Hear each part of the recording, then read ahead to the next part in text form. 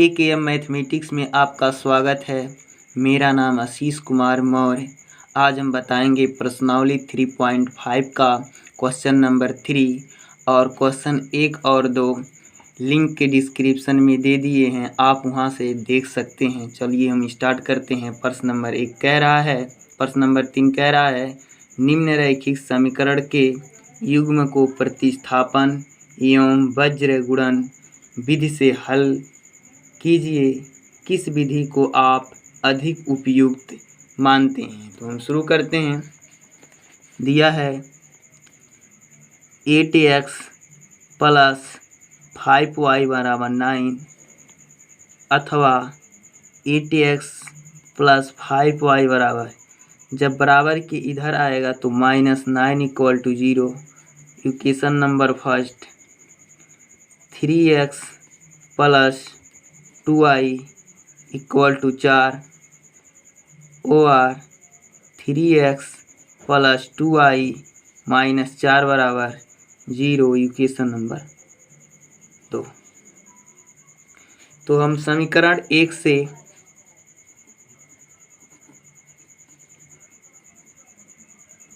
से eight x plus 5y बराबर 9, 8x plus 5y बराबर 9 माइनस के उधर भेज दे रहे हैं तो आ जाएगा 8x बराबर 9 माइनस 5y, x बराबर 8 माइनस 5y बटे 8। Equation number 3। समीकरण 2 में x का मान रखने पर 3x के स्थान पर 9 माइनस 5y बटे 8 plus 2y minus 4 equal to 0। अब गुणा करेंगे 3 9 3 27 माइनस 5 3 15y बटे 8 प्लस 2y बराबर 4। 27 माइनस 15y, इसका एलसीएम मार लेंगे 8 दूना 16y बटे 8 बराबर 4। 27 माइनस 8 दूना 16, 27 माइनस 16 प्लस y बटे 8 बराबर 4। y बराबर 8 चौक 32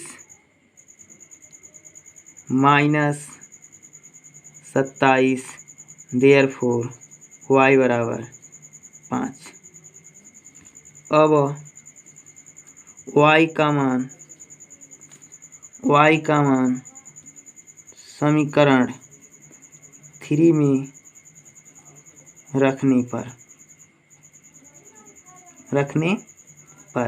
जब हम समीकरण 3 में रखेंगे तो x बराबर 9 minus 5 into 5/8, x minus 9 minus 5 में 25 बटे 8, देयरफॉर x बराबर आ जाएगा माइनस 16 बटे 8, 8 दूना 16 माइनस 2, देयरफॉर x बराबर माइनस 2 और y बराबर 5।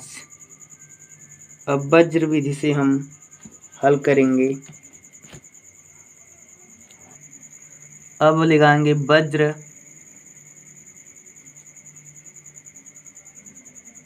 गुणन विधि। वज्र गुणन विधि इक्वेशन दिया है 8x, प्रतिस्थापन विधि लगा चुके हैं। अब इसी को हम वज्र गुणन विधि से लगाएंगे तो 8x प्लस 9 इक्वल टू 0, इसको समीकरण 1 मान देंगे। और 3x प्लस 2y माइनस 4 और इसको इक्वेशन 2 मार देंगे। तो हम जानते हैं a1 पहले होता है b1 का मतलब होता है 5, b2 का मतलब 2, c2 का मतलब -9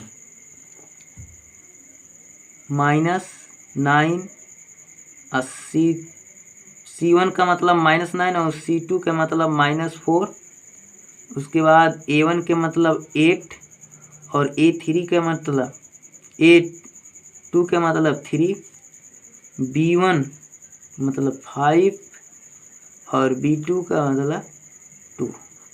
अब इसको हम क्रॉस मल्टीप्लाई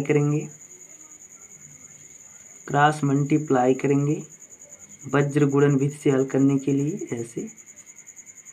ऐसे और इसके बीच में x y 1 रख देंगे। तो लिखेंगे x बटे 5 माइनस 4 माइनस के चिन्ह 2 माइनस 9 बराबर y बटे -9 इंटू 3 माइनस 8 माइनस 4 बराबर 1 बटे 8 इंटू 2 माइनस 3 इंटू 5। अब गुणा करेंगे x बटे 5 चौका 20 माइनस 20 माइनस माइनस प्लस 18 बराबर y 9 त्रिक 27 माइनस 27 माइनस माइनस प्लस 8 चौक 32 बराबर 1 बटे 8 दूना 16 माइनस 5 तियाँ 15 x बटे 2 माइनस 2 बराबर y बटे 27 5 32 बटे 5 15 1 बटे 1। अब देखिए ये इसके बराबर होगा और इसके बराबर, देयरफॉर x माइनस 2 बराबर 1, देयरफॉर x बराबर -2। फिर y बराबर y बटे 5 बराबर 1 और ये इसके बराबर होगा, तो देयरफॉर y बराबर 5, देयरफॉर x बराबर -2 y बराबर 5। आंसर। इसी प्रकार हम प्रतिस्थापन विधि और वज्र गुणन विधि से हल कर सकते हैं। अब हम क्वेश्चन 4 में आते हैं। प्रश्न नंबर 4, निम्न समस्याओं में रैखिक समीकरणों के युग्म बनाइए और उनके हल यदि उनका अस्तित्व हो किसी बीजगणितीय विधि से ज्ञात कीजिए। तो प्रश्न नंबर 1 कह रहा है किसी बीजगणितीय, चाहे आप विलोपन विधि से, प्रतिस्थापन विधि से अथवा वज्र गुणन विधि से भी हल कर सकते हैं। तो प्रश्न 4 का फर्स्ट नंबर कह रहा है एक छात्रावास के मासिक व्यय का एक भाग नियत है, मासिक व्यय का एक भाग नियत है तथा शेष इस पर निर्भर करता है कि छात्र ने कितने दिन भोजन लिया है। जब एक विद्यार्थी ए को जो 20 दिन भोजन करता है 1000 छात्रावास के व्यय के लिए अदा करने पड़ते हैं। यदि वह 20 दिन के लिए भोजन करता है तो उसे 1000 रुपया अदा करना पड़ता है, जबकि एक विद्यार्थी बी को जो 26 दिन भोजन करता है छात्रावास के व्यय के लिए ₹1180 अदा करना पड़ता है। और यदि वह 26 दिन के लिए भोजन करता है तो तो उसे 1180 अदा करने पड़ते हैं। नियत व्यय और प्रतिदिन के भोजन का मूल्य ज्ञात कीजिए। तो सर्वप्रथम हम क्या मानेंगे कि माना नियत व्यय और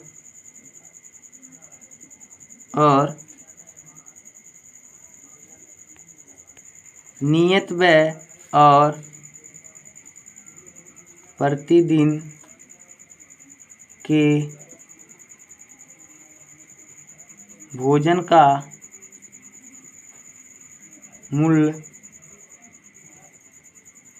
क्रमशः x रुपया और y रुपया है।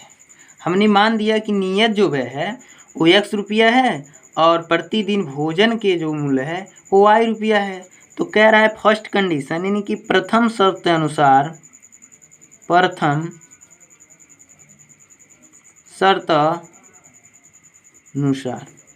नियत व्यय प्लस 20 दिन के लिए करता है भोजन यानी कि 20y इक्वल टू 1000। समीकरण नंबर फर्स्ट। द्वितीय शर्त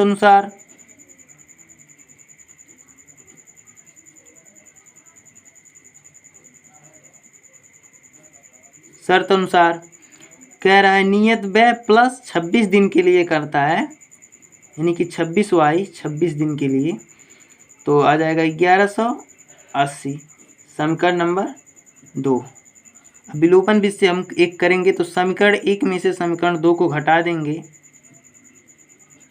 समीकरण 1 में से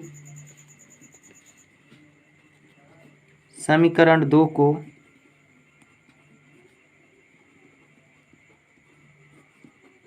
घटाने पर तो x प्लस 20y बराबर 1000, x प्लस 26y बराबर 1180,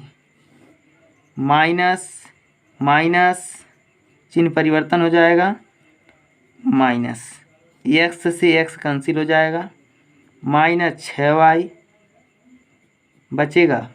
1180 में से 1000 घटेगा तो आएगा माइनस 180, माइनस से माइनस कट जाएगा। y बराबर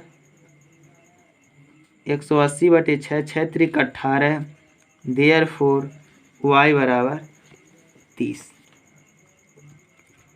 y का मान समीकरण 1 में रखने पर x प्लस 20 इंटू 30 बराबर 1000। तो x बराबर x प्लस 2 3 600 1000, तो x बराबर 1000 माइनस 600, देयरफॉर x बराबर 400। इसलिए नियत व्यय रु 400 और प्रतिदिन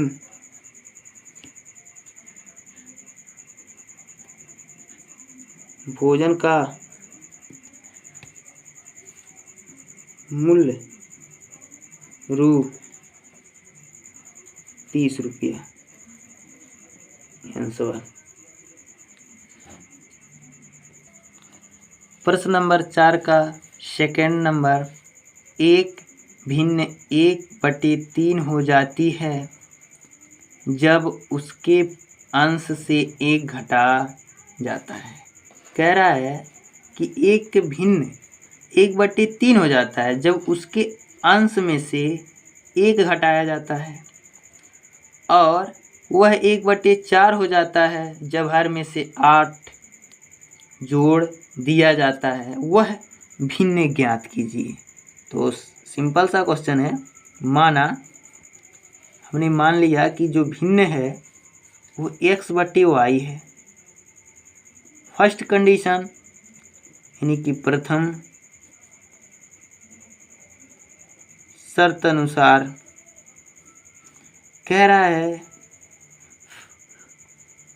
उसके भिन्न में उसके अंश से 1 घटा दिया जाता है तो 1/3 हो जाता है। तो x minus Y cross multiply करेंगे 3 हो जाएगा बराबर y। 3x माइनस 3 बराबर y। 3x माइनस y बराबर 3 इक्वेशन नंबर फर्स्ट। द्वितीय शर्त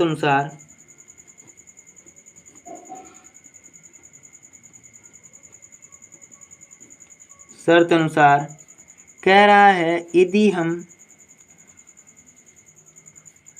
हर में 8 जोड़ देते हैं तो वह 1/4 हो जाता है।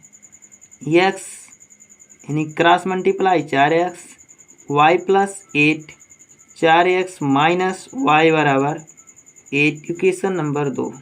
विलोपन विधि से हमें स्पष्ट दिखाई दे रहा है कि यदि हम समीकरण 1 में से 2 को घटा दें तो y से y कैंसिल हो जाएगा और x का मान प्राप्त होगा। तो कहेंगे समीकरण 1 में से 2 को घटाने पर तो 3x minus Y equal to 3, 4x minus Y equal to 8। जब घटता है तो चिन्ह में परिवर्तन हो जाती है, माइनस का प्लस, प्लस का माइनस, y से y कैंसिल हो जाएगा। माइनस x बराबर -5, देयरफॉर x बराबर 5। x का मान समीकरण 1 में रखने पर 3 × 5 माइनस वाई इक्वल टू 3, 5 या 15 माइनस वाई बराबर 3, 15 माइनस 3 बराबर y, देयरफॉर y बराबर 12। इसलिए भिन्न x/y बराबर 5/12 ये आंसर। अब आते हैं क्वेश्चन नंबर 4 का सेकंड नंबर। प्रश्न नंबर 3 कह रहा है एस ने एक टेस्ट में 40 अंक अर्जित की। उसने क्या किया, 40 अंक एक टेस्ट में पाया। जब उसे प्रत्येक सही उत्तर पर 3 अंक, यदि वह एक उत्तर सही कर रहा है तो 3 अंक मिले। अगर वह एक उत्तर गलत कर रहा है तो उसका 1 अंक की कटौती की गई। यदि उसे सही उत्तर पर 4 अंक मिलते तथा अशुद्ध उत्तर पर 2 अंक काटें तो यह 50 अंक अर्जित करता है। तो टेस्ट में कितने प्रश्न थे? तो माना सही प्रश्न के उत्तर देने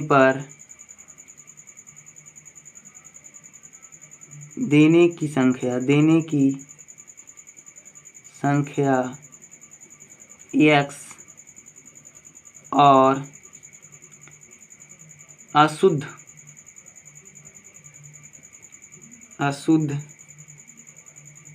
प्रश्न के उत्तर देने की संख्या y हो, तब प्रथम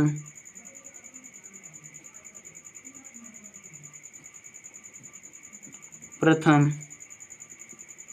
शर्त अनुसार कह रहा है कि एक अंक पर सही उत्तर दिया तो 3 अंक और कटौती कितना हुआ 1, यानी कि 1 × y बराबर वाई और कितना अंक प्राप्त किया 40। Equation number first. द्वितीय शर्त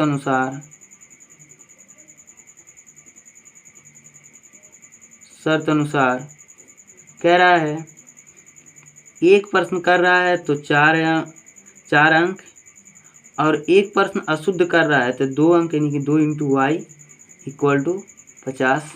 इसको 2 कॉमन लेंगे तो 2 कोष्ठ में 2x - y बराबर 50, तो 2x - y बराबर 50/2, तो देयरफॉर 2x - y बराबर 25। Equation number second. अब देखिए समीकरण 1 में से समीकरण 2 को घटा दें तो फर्स्ट वेरिएबल यानी कि फर्स्ट चर यानी कि y कैंसिल हो जाएगा और x का मान हमें पता चल जाएगा। तो कहेंगे समीकरण 1 में से 2 को घटाने पर 3x - y = 40, 2x - y = 25, क्योंकि घटाने पर तो माइनस प्लस माइनस, y से y कैंसिल और 3x में से 2x घटेगा x और 40 में से 25 जाएगा तो 15, देयरफॉर x बराबर 15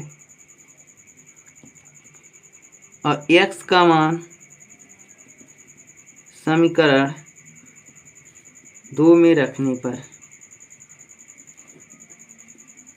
पर 2 × 15 - y = 25, 15 दूना 30 - y बराबर 25, देयरफॉर 30 - 25 माइनस के उधर जाएगा तो y प्लस हो जाएगा, देयरफॉर y बराबर 5। अब पूछ रहा है कि कुल प्रश्न टेस्ट में कितने प्रश्न थे। तो टेस्ट में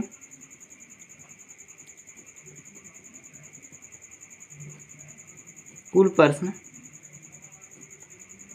अशुद्ध अंक पर शुद्ध अंक पर x और अशुद्ध उत्तर देने पर y, तो x + y यानी कि 25 + 5 = 30 आंसर, यानी कि उसमें कुल कितने प्रश्न थे टेस्ट में 30 प्रश्न थे।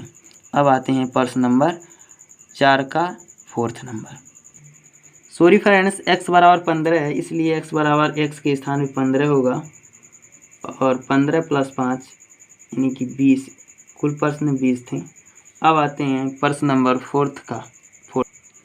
प्रश्न नंबर 4th कह रहा है एक राजमार्ग पर 2 स्थान A और B 100 किलोमीटर की दूरी पर है। एक कार A से तथा दूसरी कार B से एक ही समय पर चलना प्रारंभ करती है। यदि ये कारें भिन्न भिन्न चालों से एक ही दिशा में चलती हैं तो वे 5 घंटे पश्चात मिलती हैं। यदि वे विपरीत दिशा में चलती हैं तो वह 1 घंटा के पश्चात मिलती हैं। दोनों कारों की चाल ज्ञात कीजिए। तो कह रहा है प्रश्न में एक बिंदु A है और एक बिंदु B है। A कार चलना प्रारंभ करता है, मान लिया जाए U किलोमीटर प्रति हावर यानी U किलोमीटर प्रति घंटा से, और दूसरी कार V किलोमीटर प्रति घंटा से चल रही है एक ही दिशा में, तो वह 5 घंटा के पश्चात मिलती है। अब पुनः कह रहा है यदि एक कार चल रही है V किलोमीटर से और दूसरी कार चल रही है V किलोमीटर से, तो वह 1 घंटा के पश्चात 5 घंटा के पश्चात और 1 घंटा के पश्चात मिलती हैं। तो बताइए दोनों कार की चाल कितनी है। तो माना कार ए की चाल v किलोमीटर प्रति आवर और कार बी की चाल v किलोमीटर प्रति आवर है। प्रथम शर्त अनुसार अब हम निकालेंगे दोनों कार एक ही दिशा में चलती हैं तो सापेक्षिक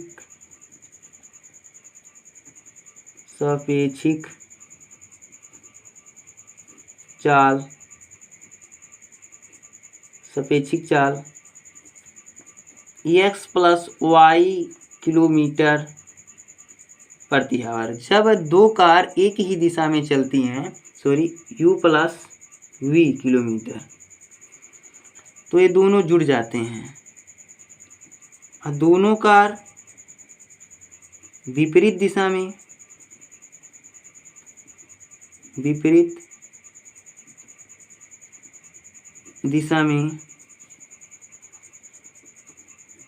चलती हैं तो सापेक्षिक चाल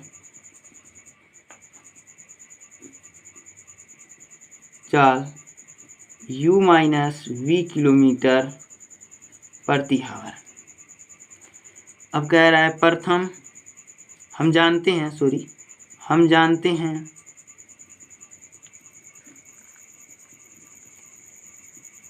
कि चाल बराबर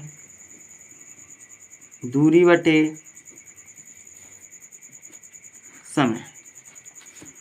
तो चाल बराबर दूरी बटे समय, चाल क्या है v प्रथम शर्त अनुसार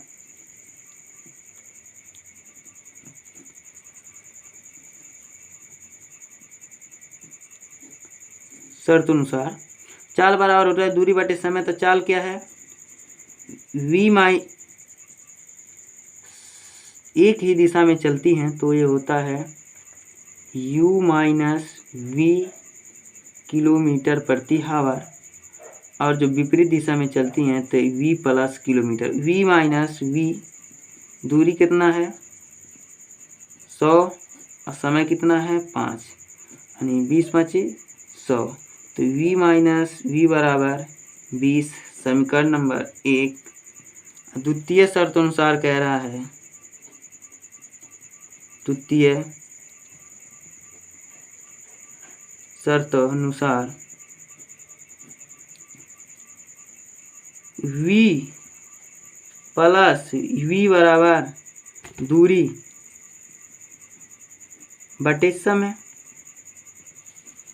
यानी कि दूरी बराबर है 100 और 1 घंटा के पश्चात मिलती हैं। तो v प्लस v बराबर 100 में 1 से भाग करेंगे तो 100, इक्वेशन नंबर 2। अब समीकरण 1 और समीकरण 2 को जोड़ेंगे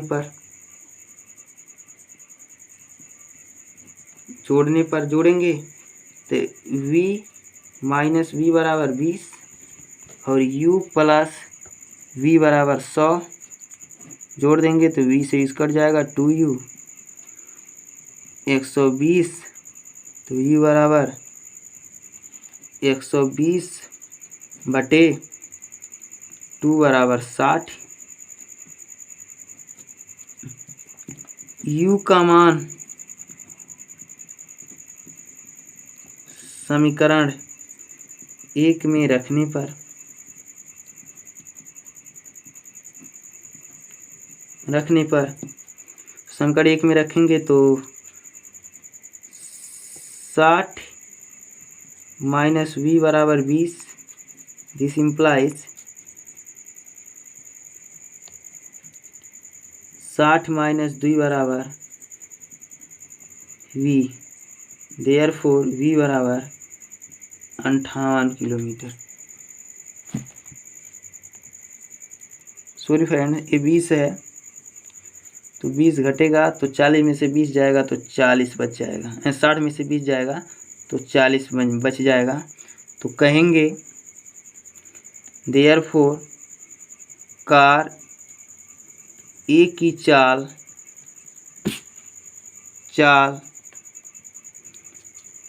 60 किलोमीटर प्रति आवर और कार बी की चाल 40 किलोमीटर प्रति आवर है। यही हमारा आंसर आ जाएगा। अब क्वेश्चन चौथा के 5 नंबर में आते हैं। क्वेश्चन नंबर चौथा का 5 नंबर, एक आयत का क्षेत्रफल 9 वर्ग इकाई कम हो जाती है यदि उसकी लंबाई 5 इकाई कम कर दी जाती है और चौड़ाई 3 इकाई बढ़ा दी जाती है। यदि हम लंबाई को 3 इकाई और चौड़ाई को 2 इकाई बढ़ा दी जाती है तो क्षेत्रफल 67 वर्ग इकाई बढ़ जाती है। आयत की विमाएँ ज्ञात कीजिए। माना आयत की लंबाई x इकाई और चौड़ाई y इकाई है। आयत का क्षेत्रफल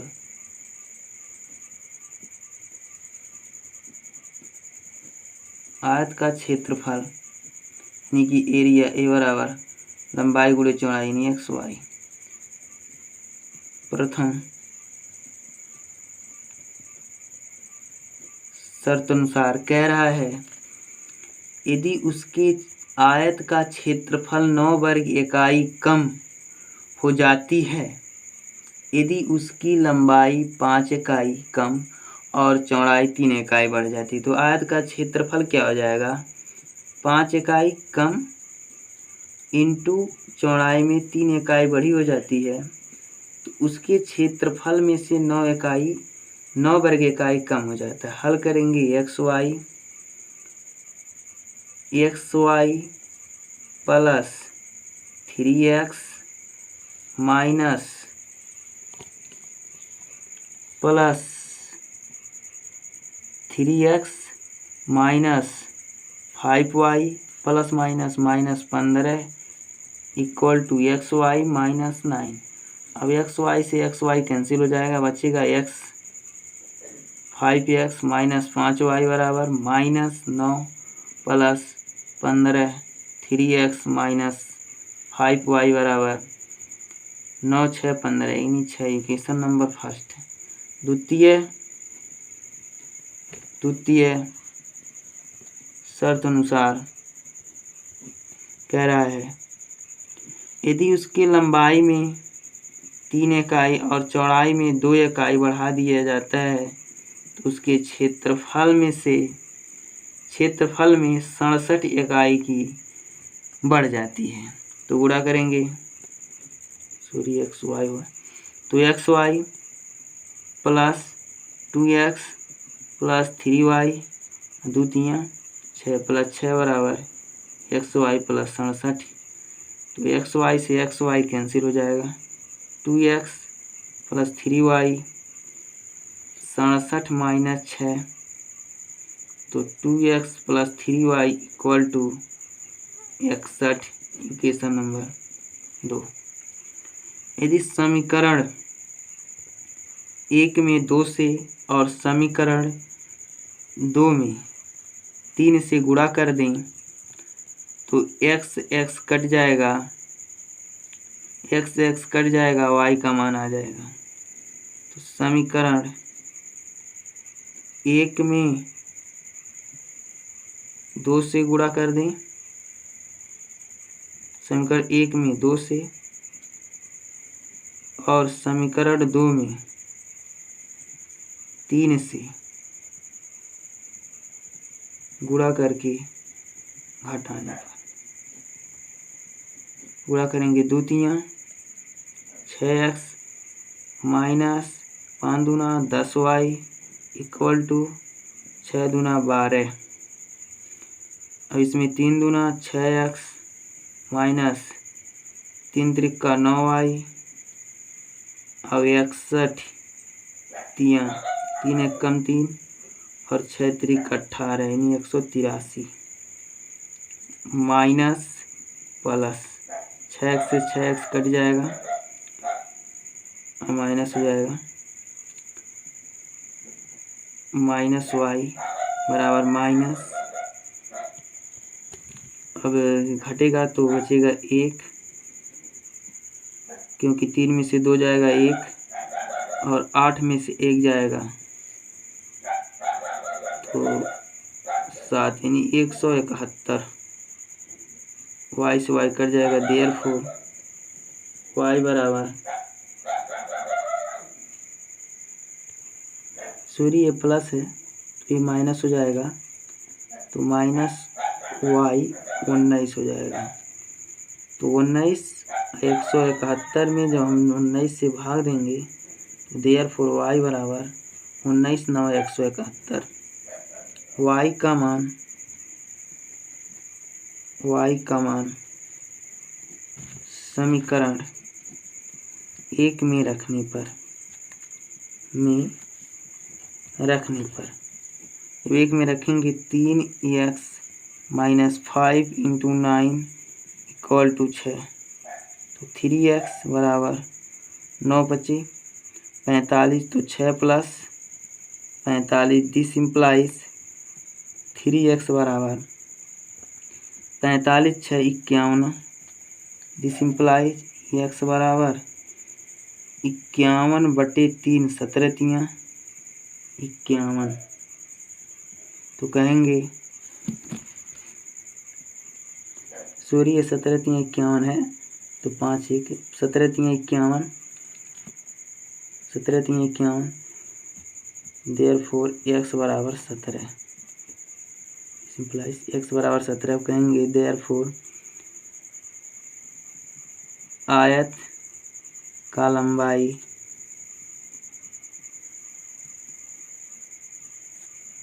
17 इकाई और चौड़ाई 9 इकाई है आंसर। यदि आपको हमारा वीडियो समझ में आया होगा तो लाइक कीजिए, सब्सक्राइब कीजिए।